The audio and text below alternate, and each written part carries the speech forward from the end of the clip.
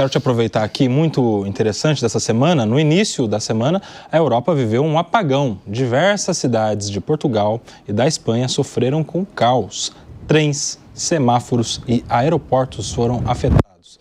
Estima-se que milhões de pessoas sentiram os efeitos do apagão repentino. Inclusive, um ataque cibernético não está descartado. Ou está, porque isso foi assunto no começo da semana. Será que isso tudo foi provocado por alguém que é muito entendido de tecnologia?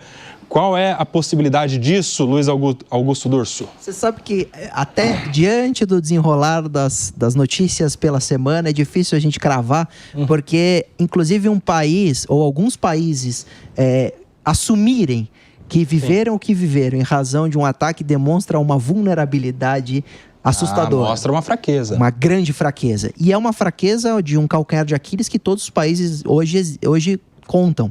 A gente tem uma dependência dos sistemas tecnológicos e a gente vê o que basta ter um problema com uma rede elétrica que o país parou.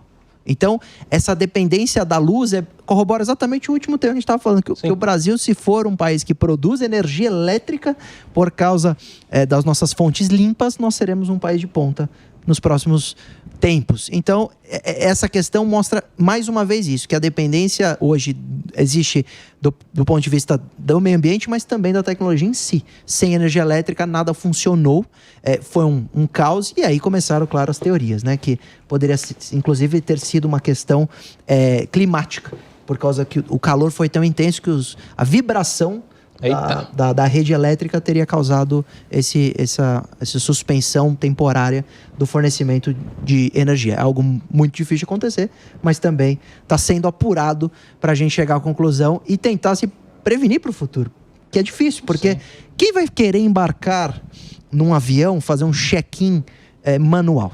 É um caminho sem volta, que a gente vai criar cada vez mais dependência e talvez o futuro seja nós vivermos de backups. Né? Então a gente sempre vai ter um plano B de tudo, seja um gerador, quando a gente fala de energia elétrica, seja de sistemas paralelos para que, um exemplo, imagina o Brasil, um dia o Pix para de funcionar, o prejuízo de um dia sem Pix nesse país. Realmente a gente precisa ter sempre redundância, quase como tem na aviação, a gente vai ter que ter para as empresas de tecnologia e para os sistemas digitais em absolutamente tudo, mesmo que públicos, porque se caírem, vai acontecer o que aconteceu essa semana e o prejuízo é absurdo. E a gente vê, cada vez que acontece um apagão no mundo, em algum lugar, e seja qual for o tipo de apagão, nesse caso foi de energia, a gente vê a dependência também que a gente tem de alguns serviços, né? Por exemplo, no Brasil a gente teve uma época em que se temia muito o apagão, há cerca de 2 décadas atrás, apagão de energia mesmo, uma campanha gigantesca do governo na época de racionalização de energia, enfim. Depois a gente viu uma discussão muito parecida com a questão da água, né? Aqui em São Paulo, na capital principalmente, também racionalização, a gente não tem muita fonte disso. Enfim, a gente se lembra da greve dos caminhoneiros, que a gente ficou sem combustível, não é? Aquelas filas gigantescas nos postos. E a gente vê como há dependência das fontes de energia, seja a fonte que for, né? A guerra lá na Europa, que fez a Alemanha voltar a gerar energia a partir do carvão, né? Diante do fechamento do gás russo para a Alemanha. Como é que você vê essas coisas todas aí, demonstrando a cada vez que um fato desse acontece, a nossa dependência total de alguns serviços? Luiz Augusto Durso. Como eu vejo com preocupação, sabe por quê? Porque a solução do Estado para resolver essa dependência é a gente informatizar. Então, por exemplo, teve greve dos caminhoneiros. Qual é a possível solução?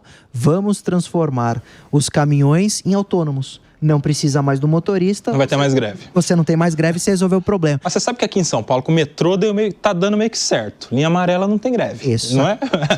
A linha amarela tá offline. O carro para andar na rua, o carro para o carro ser autônomo, ele tem internet. E ele é passível de invasão. Então, você talvez pode ter uma greve dali do sistema. Pode ter um sequestro online. Exato. Ou vários sequestros concomitantes a ponto de, por exemplo, você causar um caos de entrega ou de frete no país, porque você tem uma dependência absoluta de sistemas vulneráveis. Então, a minha preocupação é isso. Quando a gente substitui, hoje, pontos principais de abastecimento e normalmente por tecnologia, essa tecnologia é vulnerável. Sim. Sempre será.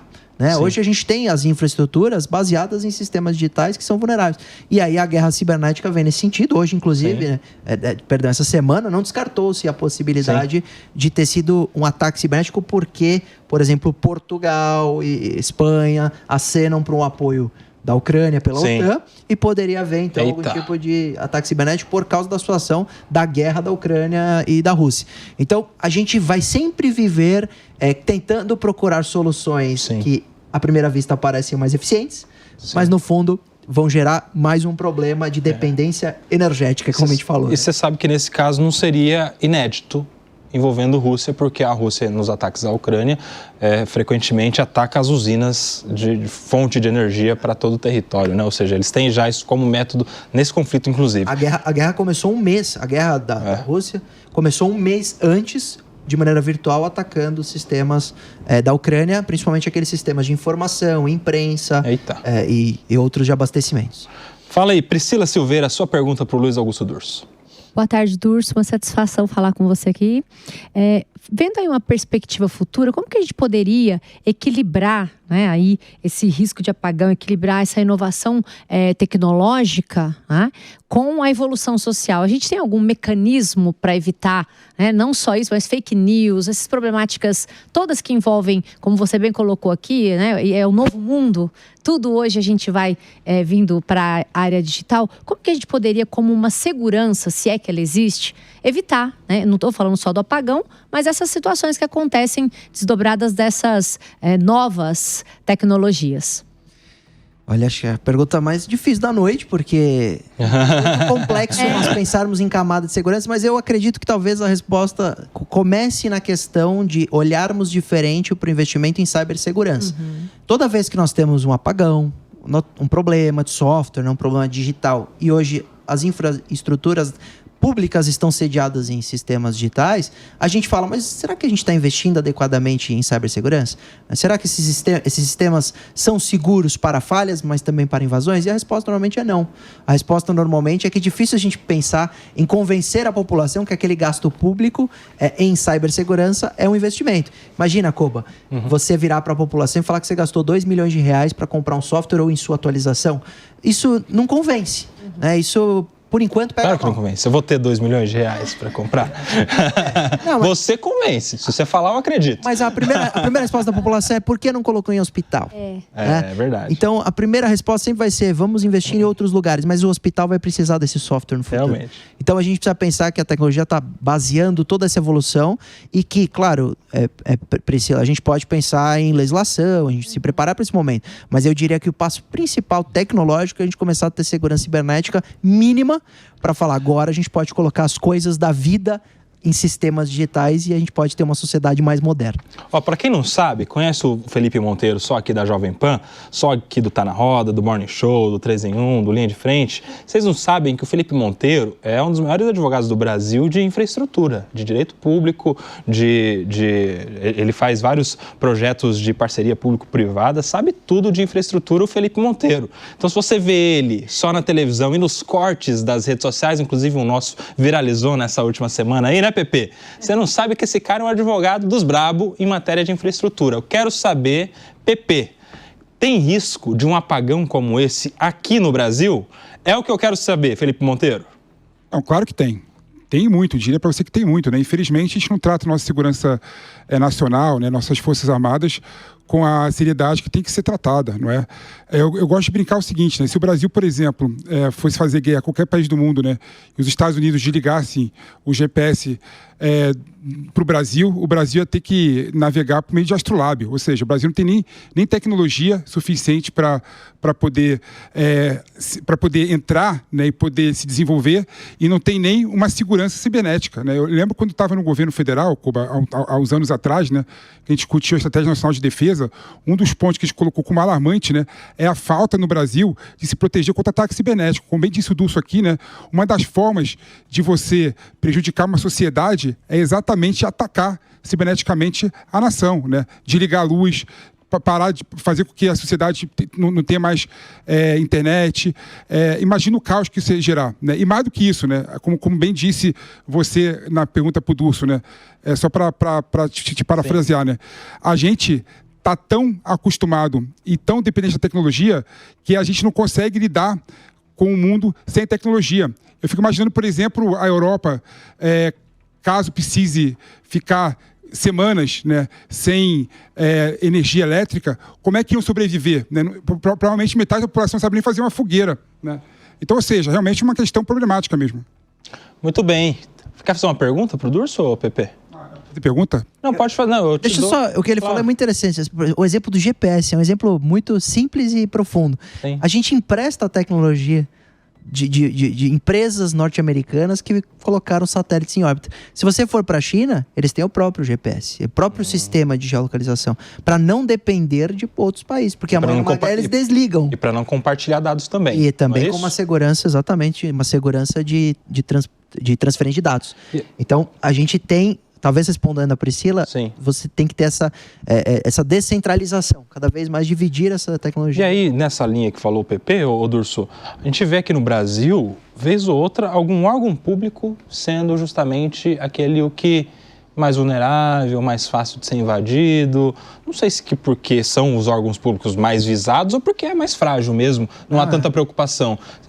A gente está vendo aí nos últimos dias, últimas semanas, a questão da fraude no INSS. Tem ali uma grande questão de vazamento de dados, gravíssimo, não é isso? Exato.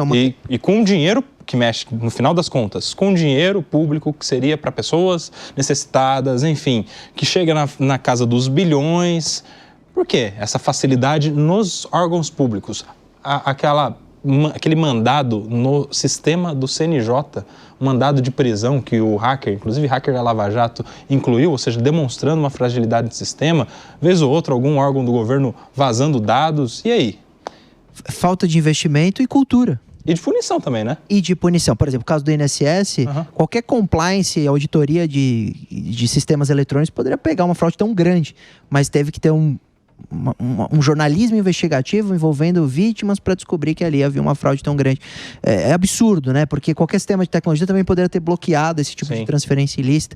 Não deixa de ser mais um exemplo de que, sim, os órgãos públicos são vulneráveis e eu não acredito que seja porque eles são mais atacados. Eu acredito que seja por falta de investimento de verdade, porque se você for para cidades do interior, etc., ainda há uma cultura de que investir em cibersegurança é ficar gastando à toa. E não dá voto, né? Não adianta você chegar na campanha e investir milhões e milhões em segurança para não vazar dados. Ninguém vai entender. A prefeitura funcionar melhor, né? Funcionar, não tem. O que mais, Durso? O que tem de tecnologia? Tem alguma outra novidade aí nas inteligências artificiais, mundo afora? Como é que ficou a questão do DeepSeek lá, que foi uma onda também esses tempos atrás aí da China?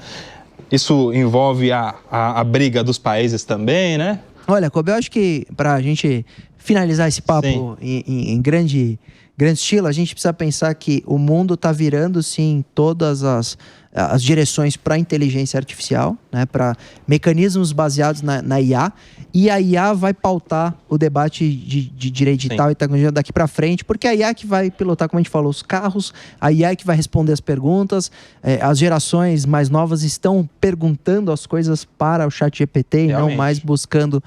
Então a IA talvez vai até educar a nossa população. Então, sim, a gente precisa evoluir a IA com segurança, com previsibilidade e com segurança jurídica, trazendo boas leis, mas, como eu disse, a grande questão é o Brasil olhar para frente falando, nós temos espaço nesse debate futuro, porque nós podemos estar trazendo essas tecnologias para cá e não precisando necessariamente as desenvolvê-las, mas a gente vai estar podendo pelo menos basear parte do seu sistema de logística e de processamento aqui, o que pode ser muito interessante para o Brasil.